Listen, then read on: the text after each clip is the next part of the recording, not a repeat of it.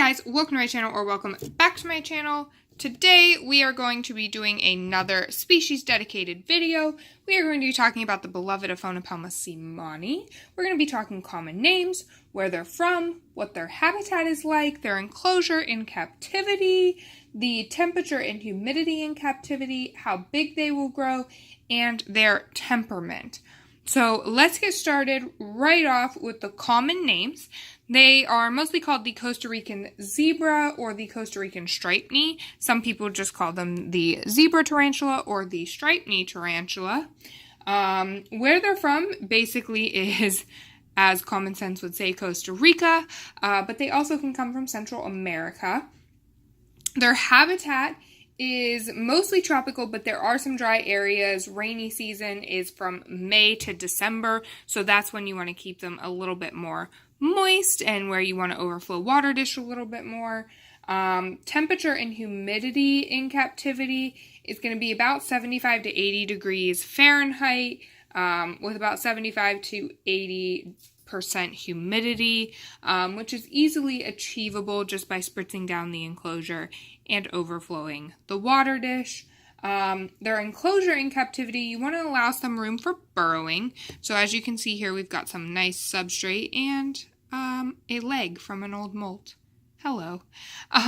So yeah, we've got some nice substrate. You want to allow about 4 to 6 inches of substrate. You want to have a hide, so that way they have the option of hiding or burrowing. She has not taken the opportunity to burrow. Now, like watering and things like that, you want to keep a nice clean water dish that you overflow, which you can see I did there. I also spritz down the enclosure once a week, along with once a week overflowing that water dish, just to keep humidity up a little bit, to keep it in that 75 to 80 degree humidity, especially within these months. Like I said, May to December is their rainy season out in the wild, so we want to replicate that as best we can. Now, how big they'll grow, this gal here, I don't know if you can tell how big she is. Ooh, hello. You gonna give us a view? She's probably a good like 4.5 inches, maybe 5 inches. They will grow anywhere from like 5.5 to 6 inches, and they grow at a pretty steady pace. Starting as, you know, slings, they can grow pretty quickly, but also not like super quickly. They're one of the, what I like to consider, intermediate growers. They don't grow too fast, but they're also not a grammostola, if you're familiar with them. They're not dinosaur growers. Now, temperament, they are a little bit skittish. I mean, mine's always seemed to be semi-docile, but also not one that I would recommend handling. They can be pretty skittish, pretty quick. They occasionally throw a threat posture or start flicking hairs, which this one doesn't really flick hairs. You can tell by that nice pretty bum there that there's not really a bald patch. However, she does throw threat postures every now and then. So yeah, not really one that I would recommend handling. However, this spider is all around a truly amazing species of tarantula. I would recommend this species to anybody who doesn't own it, whether you are a brand new beginner, if it's your first spider, your second spider, your 100th spider, your 1000th spider. I always recommend these guys. They're just really cool. Obviously an all black / bluish tint spider with those white cream legs going on there. And we've got a nice shot of her eyes. That's pretty cool. But yeah, they're just a really cool tarantula.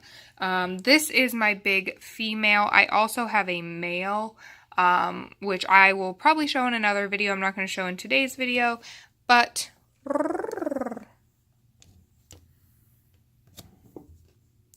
as you can see, very skittish. But yeah, that was today's video. I just wanted to do another species video, a dedicated species video. If you guys do have any species that you want me to do this with, a dedicated species like this, I also did one for the Grammostola rosea, which I'll have linked down in the description box if you want to click that and check that one out as well. This was day 9, I believe. Let me double check. Day 9 of 31 days of SpookTube. It's going by pretty quickly, but yeah, this was just something cool that I thought I'd want to do. I love this species. I really wanted to do a dedicated species video on them. Like I said, if you have any species that you want to see a dedicated species video on, please leave that down in the comments below, and I will take that into consideration because I do want to do a couple more of these for 31 days of SpookTube here on my channel. Anyway, that was day 9. I hope you guys really enjoyed. If you did, give this video a big thumbs up. She would love that. If you don't give a thumbs up, she will give 8 thumbs up for you. Huh. Yes, you will. You'll give 8 thumbs up for them. So give this video a thumbs up if you enjoyed. Check out my Patreon page down below if you want to support this channel even more. Subscribe if you haven't already.